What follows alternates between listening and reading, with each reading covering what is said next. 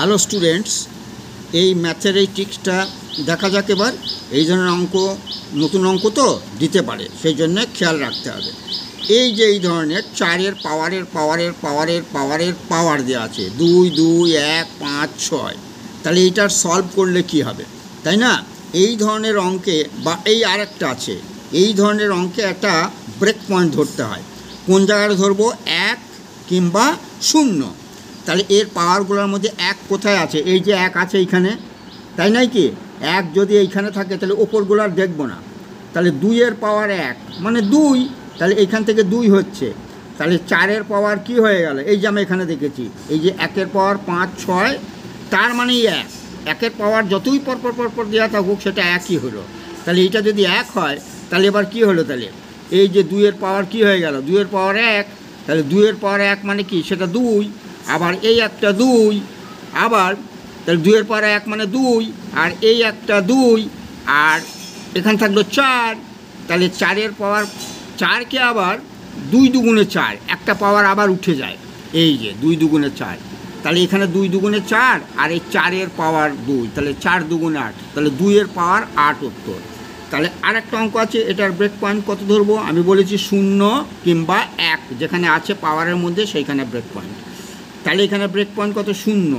তাহলে 0-র উপরে যতই পাওয়ার থাক না কেন সেটা হয়ে যায় 0-র পাওয়ার যতই থাক 1 হয়ে যায়। তাহলে এটা কত হবে? 4-এর পাওয়ার 2-এর পাওয়ার 2-এর পাওয়ার 0, মানে 2-এর পাওয়ার 0 দেওয়া আছে, মানে এইখানে হয়ে যাবে 1।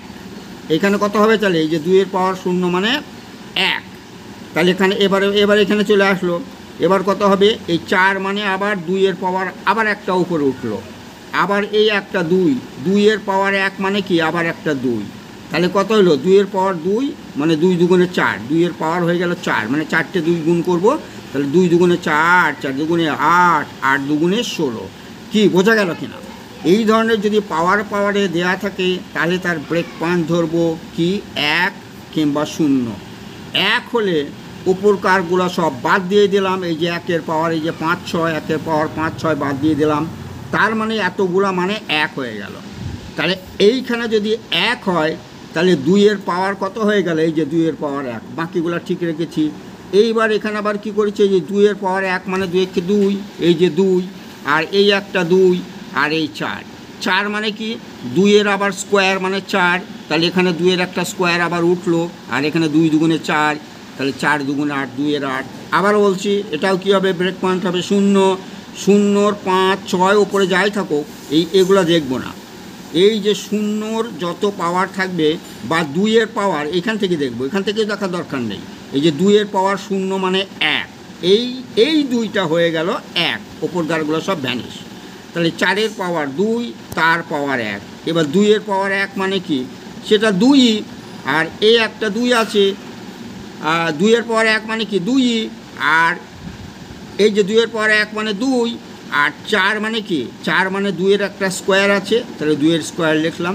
তাহলে এবার এইগুলো গুণ হয়, 2 দুগুণে 4, তাহলে 2-এর পাওয়ার 4 মানে 4টে 2 গুণ করলে 16 উত্তর হয়ে যায়।